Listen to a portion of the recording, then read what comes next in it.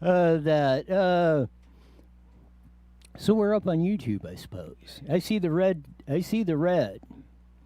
Not only the red on this on the screen that we're lit up on the deals, but the red behind us is the Toyota San Bernardino recording studios as we're firing up on YouTube. While Jesse gets the deal going on Facebook. We got to come up with a system where there's like one button and it hits this whole thing of the.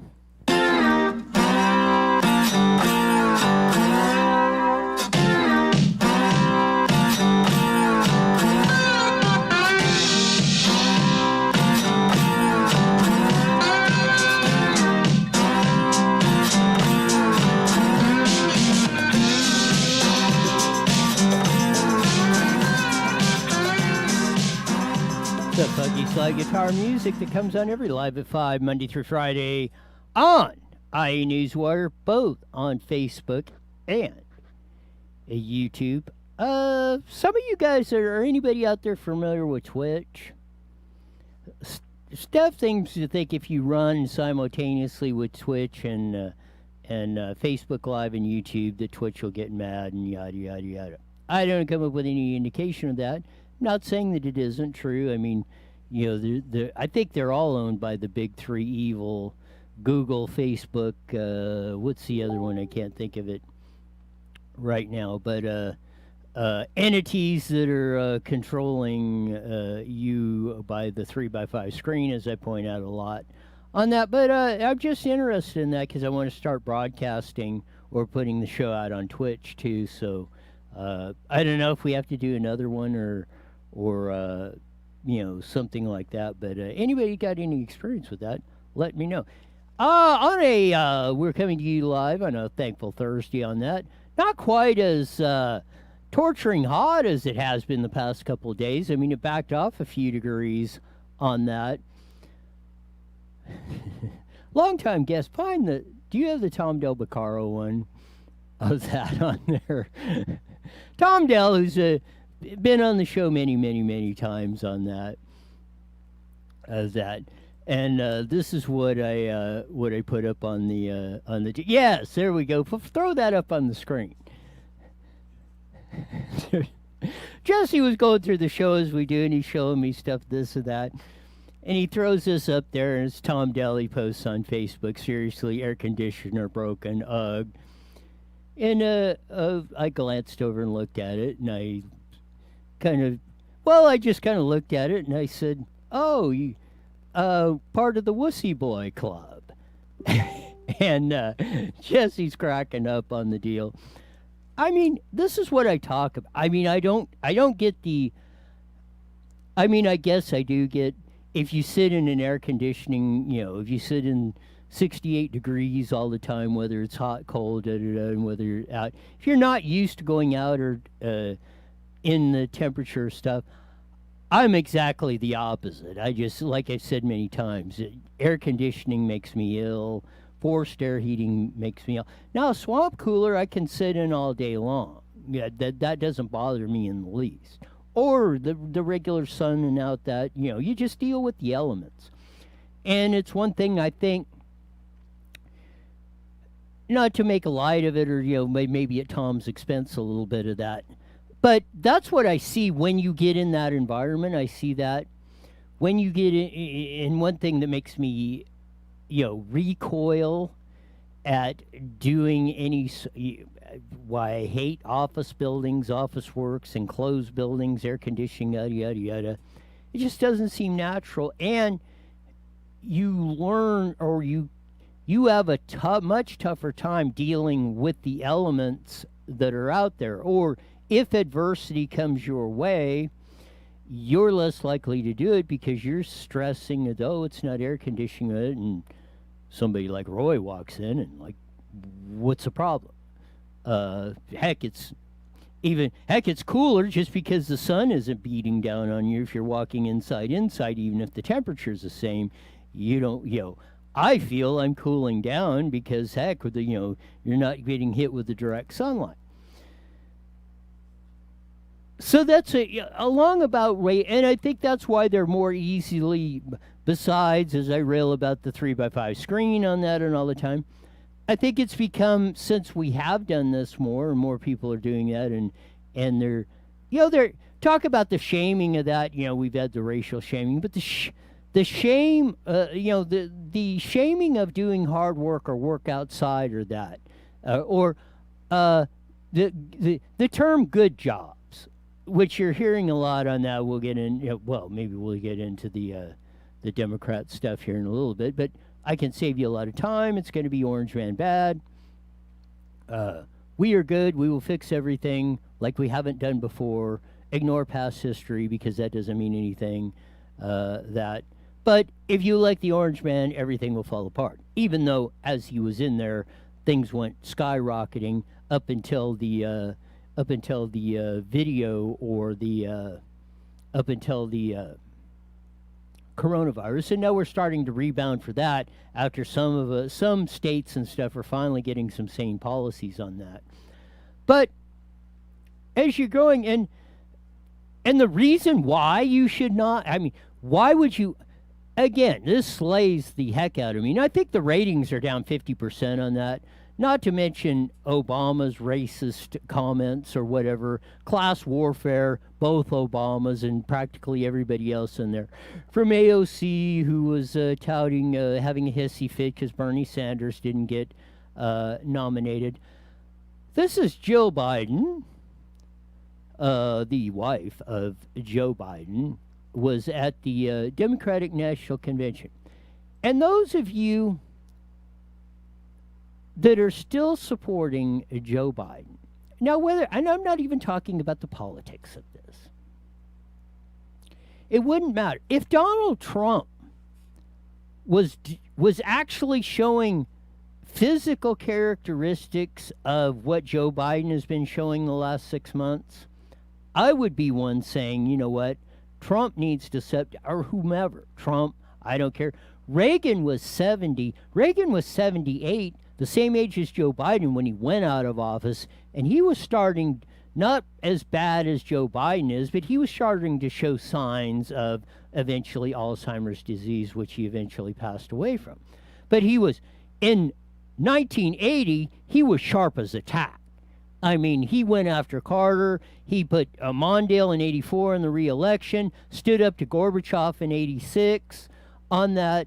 He was up until that point of, like I say, no matter what you could have disagreed with everything Ronald Reagan said or done or whatever, thought he was a worse.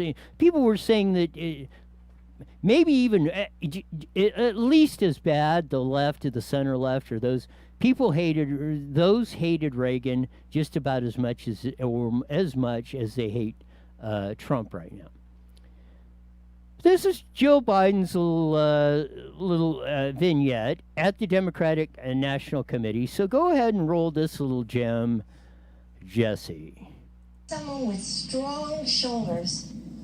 I know that if we entrust this nation to Joe, he will do for your family what he did for ours. That's right. Bring us together and make us whole. Carry us forward in our time of need. Keep the promise of America for all of us. Great. Hey everyone, I'm Joe Biden's husband. As you heard tonight, excuse me, you can see why she's the love of my life, the rock of our family. Yes, she Joe, we can see why you do not. You do not have the mental capacity not to just be president. You want to talk about someone who definitely should not have their finger on the nuclear button or anything else. And this is not just this is not just a one-time gaffe. He's been exhibiting this since late last year. Yeah, the clips are all over the place, and it's not getting any better. They're trying to prop him up. There was speculation they're going to replace Joe Biden. Speculation now that's why Kamala is the VP pick, because if Joe Biden is elected, which, and I can't remember what amendment it is in the Constitution, but Congress can remove the president, for mental incapacity and things like that. So, there's all sorts of speculation going on, and Joe Biden is like the poster child for this. Again, this is. Reagan was the oldest, or I think maybe it was, was the oldest president elected, or was it Trump? I don't remember them, but they were both, I think, in their 70s in that. But Trump today, no matter what, you can say what you want about Donald Trump. I mean, he's as sharp as a tack. I mean, I'm not worried that Trump is just going to make a mistake or not coherent or not understanding the gravity of the situation or what he's negotiating on that. Notwithstanding whether you like him or don't like him or what. And that's the same thing about Joe Biden. Frightening as Mrs. Joe Biden, I guess she is the husband. It's hard to interpret the way that he meant that when he did that, but he just has, he's not mentally capable of making the critical decisions or understanding the gravities of most of the situations that a president in the United States would have to deal with. So that begs the question is, why did the Democrats, because he was exhibiting these same things during the primary, why did Democrats vote for him? Why are they giving him the nomination, knowing this critical stage is coming?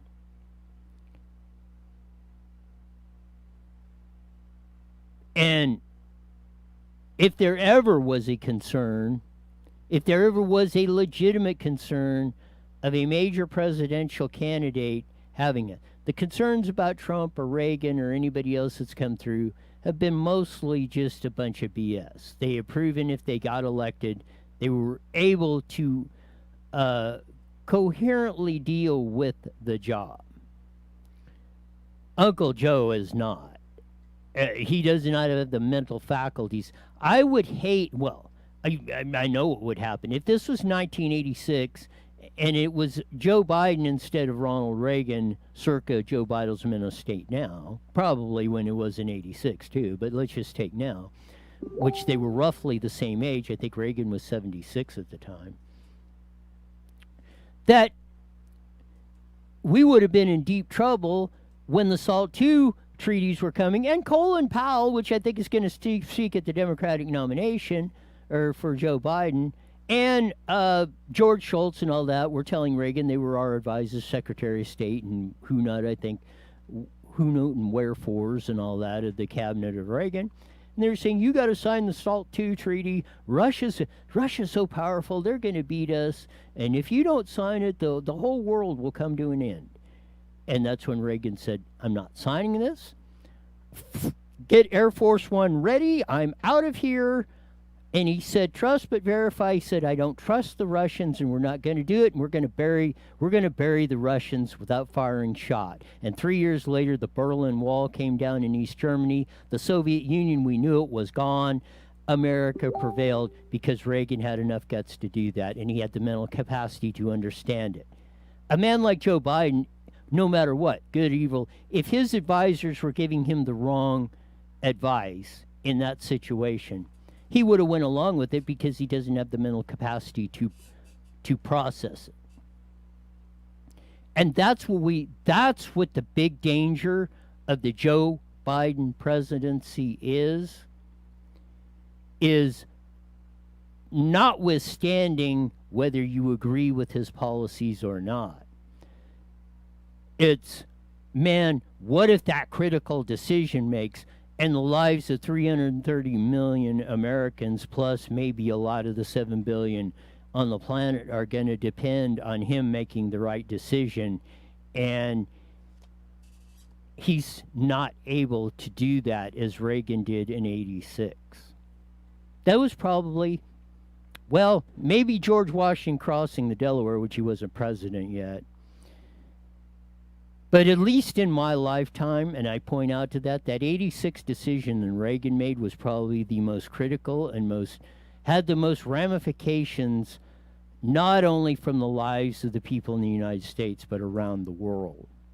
So we're going to come back with that, and at the bottom of the hour, we're going to have Jon Coupal on. He's going to have some very good news for California taxpayers and the political climate. But we're going to talk with Stephanie about schools and one school that's being shut down that's trying to open up. At Wednesday's press conference from Governor Hairgel, otherwise known as GovGav, or Governor Newsom. I just felt like putting out his real name. Shocker. Anyways, sorry. One of the reporters brought up, because we've been, we're all, most of us are dealing with the whole COVID. We brought out the stuff yesterday of how he's making $109 million on his supposedly nonprofit. Where is that money coming from? As Susan Shelley said, they shake down the business owners and wealthy people and say, you know what? Basically, the conversation goes like a sub like this. You want your projects to go through, or you want to keep doing business with the state, or you want to do business in California, would probably behoove you to blank, blank, blank. That's how this stuff works. Right. Works on the we'll get into how this works in the political scene of how this works, but that's a story for another day. Most parents are dealing now, especially if you have school-age kids, are dealing with the school lockdown, closings, virtual learning, whole enchilada. So at the aforementioned yesterday's press conference, one of the reporters said, hey, Gav, there's this private school up in Sacramento that just said, well, we just made all of our teachers daycare workers, and we are now opening up. Where at? In Sacramento. Where in Sacramento? A private school. I'm going tonight. Not a public school. Here's the report. In the SAC-B, here's a short video on it from Timothy Wong. As Sacramento health officials order Capital Christian to shut down for violating COVID-19 rules. Fortunate to have a lot of space. We have a lot of fields. Our classrooms are really good size, and we didn't quite anticipate that we were going to be on the watch list and we're under these restrictions. So we went to distance learning for grades 6 through 12. One thing that we wrestled with was, okay, how can we actually talk with these families about, going distance learning? And the feedback was, okay, we get it, but what are we going to do with our kids? And for many families where they're essential workers, or they have responsibilities, or they really just didn't like what they were doing at home, they were looking for another solution. And you probably have heard of parental pods. And we're thinking well, we're educators. We can execute that, and we have the room better than the living room to do this. Why not offer that voluntarily and just say, no one needs to do this. We're going to do distance learning, but if you need assistance, here's what we're proposing. And it's all the guidelines that daycare licensing has. It's that 1 to 14 ratio. Everyone's spatially distanced, and all the protocols. So that's what we're executing right now and offering that as a service to our families. It really is like a study space. It's an opportunity for them to have some structure in their day. They get to actually work alongside their classmates. It allows there to be a professional educator in the room that oversees their learning experience and provide some guidance and support. What we're trying to do is we're trying to create a baseline of what safety is. And we really want them to embrace what the protocols out there. As you know, many youth right now feel like their youth is being taken away from them. And they're resistant, they're resentful. We're trying to help them process what's taking place, to actually recognize that they have an opportunity to be responsible and loving and caring to the people around them. And it's going to take a little effort, but I think if we all share the same message, it's going to be really very powerful. We want guidance and discipleship, and we want, if the parents aren't able to do that because they have to go do an essential job, and we have all this space just sitting empty, that's kind of how we came to the creative solution. I went actually and talked with every student that came voluntarily yesterday and just tried to explain the why behind this and ask them. And we realized that, in our hearts, we want, and I think everybody wants, every parent wants, we want to be back to normal as soon as possible. In the meantime, we think that this is a way to give, like Mr. Wong said, to give the kids some structure in their day, and to provide a service to parents that are just not able to stay at home with their kids and monitor their learning. Thoughts? I love them. I love everything about what they said. And I mean, honestly, today I woke up this morning, and throughout the week, the first week of school, it was cool. Let's see what this is about. Try to be positive. I mean, you got to have that positive vibe for your kids. They pick up, they feed that. But this week, it's just the vibe in the house. We're over it. My oldest was almost in tears today because he wants to go back to school. He doesn't get it. He doesn't understand it. I can't teach it to him. He's not focused in on the computer because then a fly will fly by or something. Like, the teacher's not going to be able to have that one-on-one like they can in the classroom.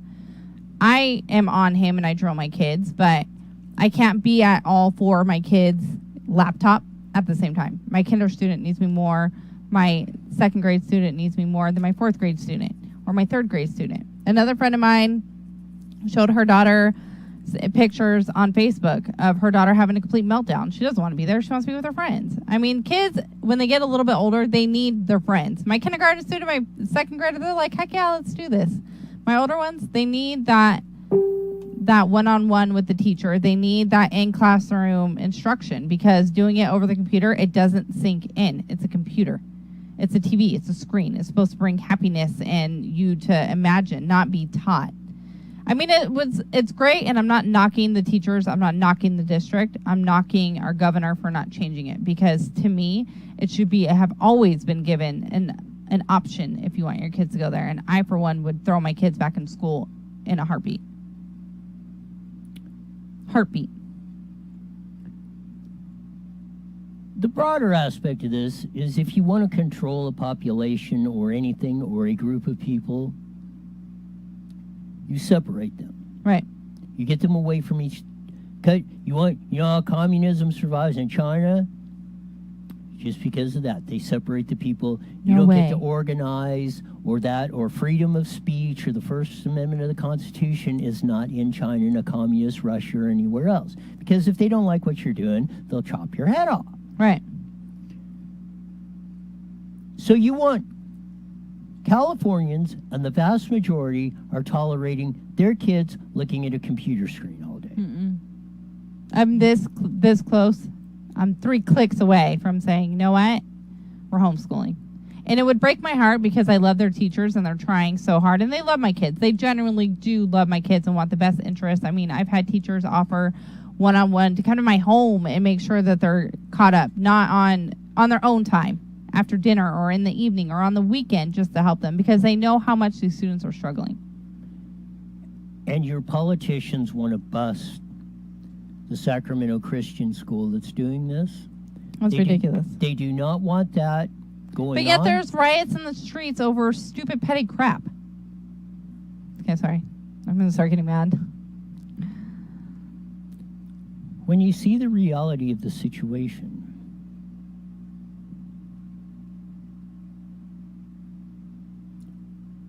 it is not only disturbing, but it is frightening what can happen and how quickly it can. Right. And for all of us, those few, like the 3% that started this country and said, no, not hell no, this is why we do it. Because you can't, if you buy the BS, and we'll get into it later as the future rolls on, because all of them are to blame. They have put this situation in the deal. They're just looking for the opportunity and the circumstances to do what they are doing. Because there is no conscionable reason, no scientific reason or anything else why our schools or anything else should not be open in some form now. And if they're not, and even the ones that are, like this, a private school, they're trying to close down, and Newsom... And they're helping parents, too. How many parents cannot go to work because they're teaching their children? And and to make a parent choose your child's education or their home and their things they need and food and dinner and all that, I mean, that's horrible. Not everybody can work from home. Marina Del Rey, California, on the beach, is not a poor community. Right. 7% of those that had kindergarten-age kids said they would have to leave their kids unattended at home. That's terrifying. Hell That no. is not poverty. I would not even leave my 9-year-old at home alone. Well, look at the deal. That's what the choice. That's a choice. Your school districts, your politicians, Gavin Newsom have made you do. They are all in on it. None of them are to blame. I want to see the teachers, the public school teachers that are out there protesting this right now. They're busy teaching. I don't care. They can't protest. They can protest anything. No, they need to can be make at their home. voice heard anytime, just like anybody else. But you know what's scary, though? What's going to happen when the internet crashes? That's what you're seeing. You're seeing that, as Susan Shelley pointed out yesterday and everything else. No, we didn't anticipate. Well, yeah, the schools were open. Schools were open. Everybody was over there. Yeah, schools use a lot of electricity. But now how much electricity is being used? Everywhere. Because they're not. Everywhere. Because those parents would go, they would leave, they'd go to work, they'd turn off the air conditioner or set it for like eco mode or whatever. And Gavin Newsom says, I didn't know anything No about Wi-Fi. this. Everything charging because everything needs to charge while you're on it because if it dies, oh my gosh.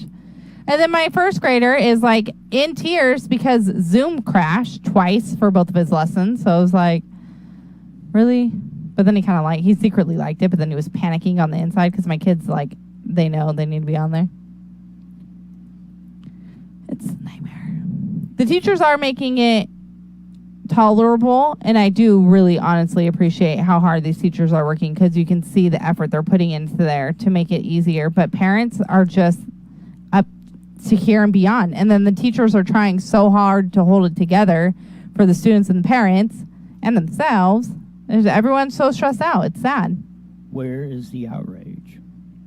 Oh, you'll see it.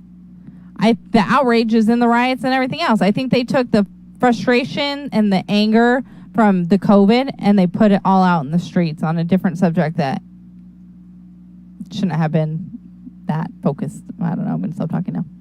So tell me how to get the anger, frustration, everything focused in the right place. I have no idea. I don't even know where to start. I mean, where do you start? Everything. It's important. What do you mean everything? The ones that are doing this to you are your elected So are we going to drive up and go to have a talk with Gavin? Where are we going to go? Yes. You have a talk with your school board members. You have a talk with Gavin. You have your county health officials and everybody else. They're all in on this. They are all in on it. Any one of them. Health department, yeah. None of them can. Any one of them can stop. Any one of them can challenge it. Riverside County, I put out the article. Well, now they're asking, well, please, maybe can we open up in a over 3-month period on this, that, and the other. And how'd that go? Not no, but hell no. Exactly. They should be so then suing. What? Then what? Our school districts, 1 our minute. counties, our cities should be suing the state of California and anybody else who's got us locked down on this stuff. Tomorrow, you should be hitting them with lawsuits. But they will. Once parents, no, I'm telling you, parents are going to stop logging in. They're going to stop clicking in because they're going to get frustrated. And then watch. You need Then to it'll be change. down there putting the torch on their rear ends, forcing them to do it. Because if you don't, you're going to keep getting what you're getting. 30 seconds. Well, I don't want to keep getting what I'm Just getting. that simple. This is, again, after the fact is too late. Because The vast majority of you ignored this, and now we're in this situation. Now we got to double down and increase the efforts to solve it. What I don't get, and I mean, I know Here we're we going to go go. back to public 10 schools, but why seconds. are we waiting until theam.com and download your free phone app today. IE Newswire Daily is on the air. Following is a pre-recorded program. Views and claims expressed are those of the program producer and are not endorsed by this station. Opinions expressed are not necessarily those of radio station KMET.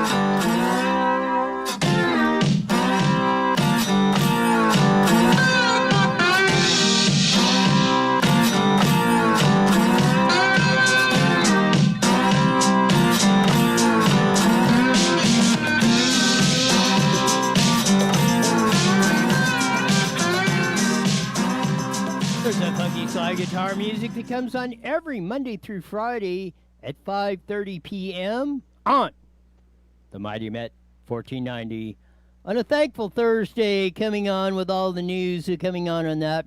I didn't get into I was going to get into the Uber and Lyft thing. That there's a stay on their Uber and Lyft threatened to bump off the as of tonight. That stopped their services because of AB 5 California, were basically eliminated independent contractors of that, and they've been suing the state of California, and that was supposed to go into effect. Well, a judge put a stay on that. That just means they delayed it. They didn't change it or anything. And then that's going to put into peril Prop 22. Prop 22 may have a rebound effect where we'll exempt Uber and Lyft from that. It actually included a lot of people, I think, like waitresses and stuff. So even if you pass or you defeat or pass 22 and exempt Uber and Lyft, there's still going to be a lot of people that are going to be affected by AB 5 on that in this illustrious state of California, which my new saying now, California is leading the world in stupid. And there's no more deal about that than what's happening all across. It seems like between the electricity shutoffs and wildfires and just about practically everything else that's going on in this ridiculous state. But as bad as things can be sometimes, there is a little bit of light that we can hopefully see at the end of the tunnel. And there's one thing a few of us have been on, is how the governments have been, if not really violating the law, pushing the gray area very, very, very hard in using our tax money to actually advocate for political positions, which they are, in my understanding, legally prohibited to do, but they can put out information, and they've been using that loophole to beat us over the head with our own money, in my opinion, for many, many, many years. But there is some very good news coming out on that front, and we haven't had him on the show in a long time, but I think you're really going to like what Jon Coupal, president of Howard Jarvis Taxpayers Association, has today. Welcome to IE Newswire Daily with Roy, John. Hey, Roy, how you doing? Absolutely fantastic. Tell us the good news, and I don't know if you settled the case yet today, but tell us what's going on with your latest deal with your lawsuit on L.A. County. Yeah, we did. This was a three-part settlement between us, the L.A. County, and the Fair Political Practices Commission, which, by the way, I've had issues with the FPPC in the past, but on this issue, which you just touched on, the use of taxpayer dollars for political advocacy, they are really starting to ramp up the pressure, and we applaud them for doing so. The settlement imposed one of the largest, if not the largest, fine ever imposed by the FPPC, which was $1.3 million against L.A. County for engaging in blatantly political activity to support a sales tax increase called Measure H back in 2017. We filed a complaint. The FPPC started the investigation. We also filed a lawsuit, and this wraps up both the litigation and the FPPC enforcement action. Here's why this is important. You just touched on it. You know, Thomas Jefferson said that no person should be compelled to pay for political activity with which they disagree. And it would be like, if Governor Newsom convinced the California legislature to appropriate to him $100 million to run his reelection campaign, everybody knows, everybody intuits that is just wrong. And this is a hallmark of it's part of the state constitution, it's part of the federal constitution, but where the FPPC was primarily concerned was with the violations of reporting and disclosure, and that's the limited jurisdiction of the FPPC. As much as they may want to get into the constitutional issues, they got LA on failing to report its expenditures as campaign expenditures, which they clearly were, and also on all their advertising, the very slick $1 million TV ad, they did not have a disclosure on that television ad like I would have to put on if I did a television ad. So really good. I'm pleased, and some of the statements from the FPPC commissioners, and some of them are not conservatives, but they all were offended by this, were very encouraging. So the Howard Jarvis Taxpayers Association, because we initiated the action, will be able to split the award with the FPPC, and so that will give us some resources to, and we announced this today, the Howard Jarvis Taxpayers Association is forming a special project called the Public Integrity Project to be managed by our foundation, the Howard Jarvis Taxpayers Foundation, to pursue these illegal activities by government, whether it relates to expenditure of taxpayer dollars for political activity or ignoring election rules. There's a lot that we could do, and many states and counties and cities have their own public integrity projects within their district attorney's office, but this gives us, the Howard Jarvis Taxpayers Association, the premier organization looking out for the interests of taxpayers, a valuable tool to go after violations of law, and we have a list of attorneys who are willing to help us, and so we're going to work with attorneys. We're going to help draft pleadings. Whenever we see a violation, we will inform the local governments or the state that they're violating the law, and we'll drop the hammer on them. And so this is very, very encouraging, and we're very excited about this project. This one is really near and dear to my heart, and on that, because in the city where we're broadcasting from, Moreno Valley, we have had two issues with this recently. In 2014, the school district proposed a $398 million bond, and I did get they did some polling and stuff, and I got the information since they paid for it on that. And it was a push poll. And you know what that is. The first question, would you support a $398 billion bond? 70% no, or something like that. Then they ask a series of questions. Well, if you knew that your kid was going to get electrocuted because the wiring was bad in the school, would you pass the bond? And a series of these questions, they figure it out. And then when the campaign literature comes out that they're sending out supposedly information has the themes that made the bond passed. And we had a hotel tax with the city of Moreno Valley in 2016 with the same company, same consultant polling firm used by both entities out of San Francisco, and you probably know which one it is. There's only two of them that do this mostly. Of that, it's been going on for decades in California, along with a lot of other nutty stuff. But it's so inside politics that it's hard to get to capture the attention, I think, of the majority of the people. They kind of look at it and like, what are you guys talking about?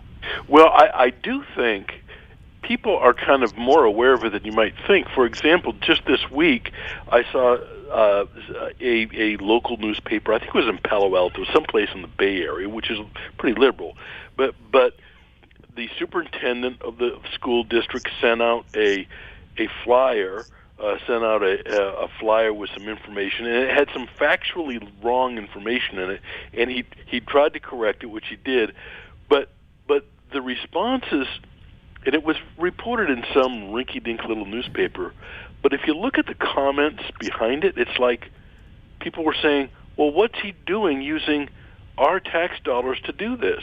I mean, it's even in the Los Angeles Times, if you see some article that seems to be pro-liberal, look at the comments.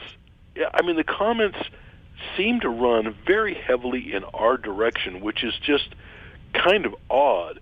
I was on KQED or whatever the NPR affiliate is in LA. I think it's KPCC or something like that. Yes. And it had to do with an education bond, and the program was fairly balanced. But we had the school person debating me, and the people who called in. Now, understand that the people who are calling into the NPR station are probably liberal, but they were taking our side. They go, and here's the response. What they say is, I support education, and I rarely agree with the Howard Jarvis Taxpayers Association, but he's right because they're not using our money very well. And we're hearing that message more and more. Look, the bad Prop 13, yes. I call it the bad Prop 13 last March, the statewide school bond, $15 billion, voters rejected that. They haven't rejected a statewide school bond since the 1990s. So, is there... You talked about a glimmer of hope, and I'm starting to think that people are waking up a little bit on how their money is being spent or misspent. I kind of agree with you in the Prop 13 that, and even in Riverside and San Bernardino counties, 7 of the 8 school bonds were defeated along with the statewide one, the bad Prop 13 in March, right. which has been unprecedented in California. And why I say the glimmer of hope, I think is because of the efforts of Howard Jarvis Taxpayers Association and pursuing these kinds of cases that most people are not aware of, that they have been, even in this last election cycle, they've become more leery of putting that type of rhetoric out there and stuff. Right. And you're seeing the results of that even just last March.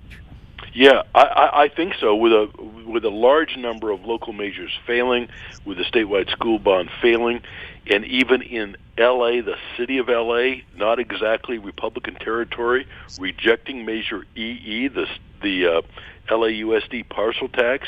I mean, look, minority groups, African American, Latino, they live on budgets, and they may not be Republican, but they look at the school district and quite frankly, the BS that comes out of that district, and they ain't buying it. They are not buying it. So again, glimmer of hope.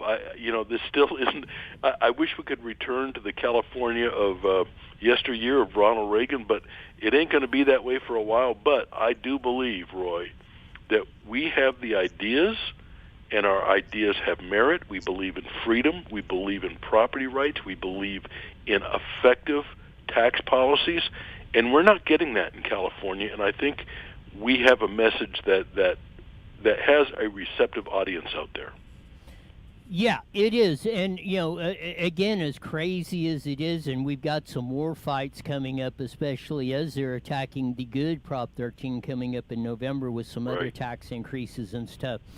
So it's most important to me to build on these victories and not slack off coming in November and not take this seriously, but defeat, I think, Prop 15, which is the attack, and there's a few more coming up on their propositions that are not real good for taxpayers of California on that. And we double down our efforts because we don't want to lose that glimmer of hope or miss this opportunity to turn this thing around. True, and I think the best thing that people can do is become educated, and we have so much information, good information on our website at hjta.org, hjta.org. We have all kinds of taxpayer action tools. We talk about the budgets. We have a full-time lobbyist. We have 2 full-time attorneys filing lawsuits on behalf of taxpayers. So I hope your listeners know that there is a resource out there, and we're really looking out for the interests of the average California taxpayer. And one of the few left, and if not the only one holding up the flag on this, at least here lately. But and I would say, well, even as, or maybe even more important, as you touched on, but you really should. It's, and I keep saying it's the best $15 you'll ever spend. Join, and I posted the link in the comments on the show while you're doing that. Join Howard Jarvis Taxpayers Association, hjta.org. Sign up, because they have been, and hopefully they won't be in the future, but they have been here lately, are really our only advocates up there in Sacramento and in our local area, is advocating for us, the average working person, and not burying us under all this. And if the recent situation of the last 6 months hasn't gotten your attention, I don't know what will. Right. I think that's true. Thank you for that plug. And again, our strength is in our numbers. You mentioned 200,000, and yes, the dues are very modest. But the other thing we do is we mail a lot to our members and ask them to fill out petitions against any proposal that would weaken Proposition 13 and oppose higher taxes. And we have a legislative report card that we grade your legislator, and we don't believe what the politicians tell you. If you have any questions about what's really going on for homeowners, we have the resources and the news on our website. So I hope people will join us. November is going to be brutal. Roy, we just starting very soon. HJTA will be up with our radio ads opposing Prop 15, the split roll tax initiative, a $12 billion property tax increase. You're going to be hearing a lot from us between now and November. We got a couple minutes left, but just give our audience a brief overview of what we're facing with Prop 15 in November. Prop 15 is a $12 billion property tax increase. It takes away one of Prop 13's most important protections from business and commercial properties. But you've got to ask yourself, what happens when businesses pay more, then consumers pay more? And also the proponents of Prop 15 have said that first they're going to go after commercial and business properties, and then they're going to come after homeowners. So all property owners in California, no matter what kind of property you own, we need to stand together to protect Prop 13, because Prop 13 treats all property owners the same. California has always had what we call a unified tax roll. That's been true since the 1800s. We don't need to change that. So if you like the Prop 13 protections for your home, please vote no on Prop 15, which is the split roll initiative. It is the worst thing that's on the ballot out there. Got 30 seconds left. Tell them again how and why they should join HJTA Go. They should join Howard Jarvis Taxpayers Association because we look out for your interests as a homeowner, a property owner, and a taxpayer. And go to hjta.org, and membership dues are $15 a year. You got it. We'll do it again real soon, John. Thanks. All right, Roy. Take care. Bye-bye. That was one, and man, I was like, I ready to jump out of my shoes when I seen that one, because that's a big game changer in the inside politics. And we all see how these things are made. We all talk about it, and most people, oh, I don't want to talk about politics and this and that, and I don't want to deal with it, da-da-da. But especially, and I touched on the school bonds and that, and some of the things that were going on with that, with LA County and stuff. Like I've said, have I got your attention now? Look at Stephanie with our earlier segment about the schools and that, and she said, and we're seeing it in the comments. I think David and Steven and have put in there about how, the distance learning thing is just flat not working. And notwithstanding the money or not money's being spent or we spend $20,000 per student K through 12 in California per year. Tell me their expenses at the schools are increasing with this distance learning, that the schools are not open and this and stuff like that. Notwithstanding, we should probably be getting a rebate on it. But look at Stephanie said, I'm this close to pulling the trigger on pulling my kids out of public education. And it's a situation, this didn't happen overnight. It was sitting out there. And I say this is why myself and a few others do go to our public meetings at our school board, city councils, county board of supervisors, and such, and broadcast on the radio and put this stuff out on the social media stuff. Because a majority of you, I'm hoping, will come together, as Jon Coupal said. There's strength in numbers. If they see a bombardment, I've said this, worst thing that your representatives or the executive staff, your representatives hires of whatever agency, their worst nightmare is 10, 25, 50, 100 plus of you showing up at the public meetings. You want to see mountains move? You want to see them move faster than if their hair was on fire and their ass was catching? As the old Charlie Daniels, the late Charlie Daniels song said, an uneasy rider.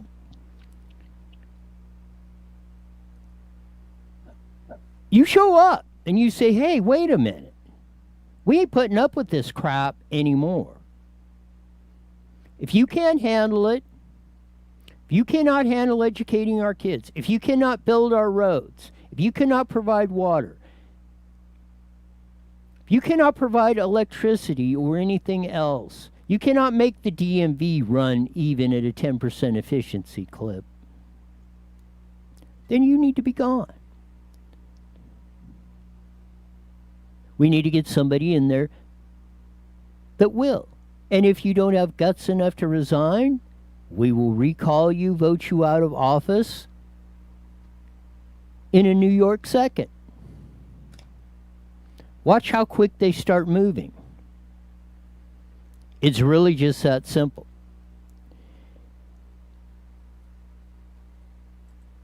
But if you stand silent, or you think somebody else is going to do it, this is going to continue to go downhill. You think distance learning and the internet, as I've seen in the comments, the internet's not working, the electricity, and I can tell you pretty much how it is, like I pointed out. Well, yeah, there was 100 people going to the office, or 500 kids at a school. Mom and dad are at work and all these big, and yeah, commercial buildings, schools use a lot of air conditioning. Now they're all sitting at home. Well, those buildings are still being air conditioned. Now the air conditioning's on at home running all day because somebody's got to be there with the kids. Or in the case of where people are leaving, have to make a choice of leaving their kids at home to go to work all alone from kindergarten. 7%, I think, in Marina Del Rey or Pacific Palisades, not one of our poor neighborhoods by any stretch of the imagination. Those with kindergartners, 7% of those parents are having to make that choice. They're going to leave their kindergartners at home alone because they got to go to work.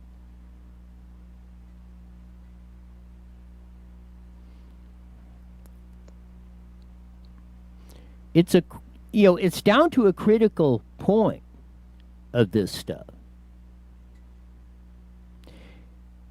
And again, like I say, if you don't pay attention, or you don't, you think somebody else is going to do it, or that ain't wasting your time, what about wasting your time now? Not really wasting your time, but now you got now you have to have somebody staying home with your kids, or that on that, because your life was built around them going to school. Maybe you have a job, like you say, that you built your life around this. Whether it was good, bad, or indifferent, that's the way it was. Now that's gone, just poof, like that.